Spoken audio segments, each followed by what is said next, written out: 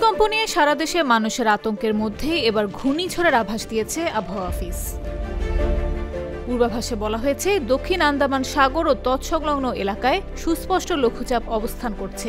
এটি পশ্চিম উত্তর পশ্চিম দিকে অগ্রসর হয়ে আরও ঘনীভূত হতে পারে এবং আগামীকাল সোমবার নিম্নচাপে পরিণত হতে পারে। এরপর সেটি গভীর নিম্নচাপে রূপ নিয়ে পরিণত হতে পারে ঘূর্ণিঝড়ে।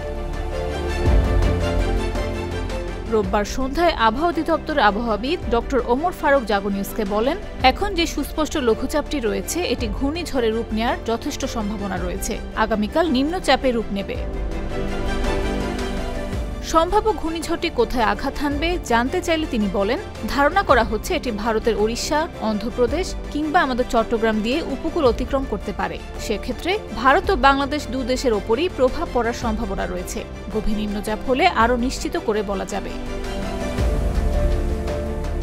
আবহাওয়া নিয়ে গবেষণা করা মোস্তফা কামাল পলাশ তার ব্যক্তিগত ফেসবুক প্রোফাইলে লিখেছেন, বঙ্গোপসাগরে ঘূর্ণিঝড় সৃষ্টির প্রবল আশঙ্কা করা যাচ্ছে। লঘুচাপটি পর্যায়ক্রমে নিম্নচাপ, গভীর নিম্নচাপ ও সর্বশেষে ঘূর্ণিঝড়ে পরিণত হতে পারে। সর্বশেষ আবহাওয়ার পূর্বাভাস অনুযায়ী সম্ভাব্য ঘূর্ণিঝড়টি ভারতের অন্ধ্রপ্রদেশ থেকে শুরু করে বাংলাদেশের চট্টগ্রাম উপকূলের মধ্যবর্তী যে কোনো স্থানের ওপর দিয়ে উপকূলে আঘাত হানতে পারে। সম্ভাব্য এই ঘূর্ণিঝড়ের কারণে 30 নভেম্বর থেকে 5 ডিসেম্বর পর্যন্ত সারা দেশে হালকা থেকে মাঝারি ধরনের বৃষ্টিপাত হতে পারে। গুড লাক পেনের সফট অয়েল বেসড ইঙ্ক দেয় নিখুঁত লেখার আত্মবিশ্বাস। Good luck pen, make your lakh.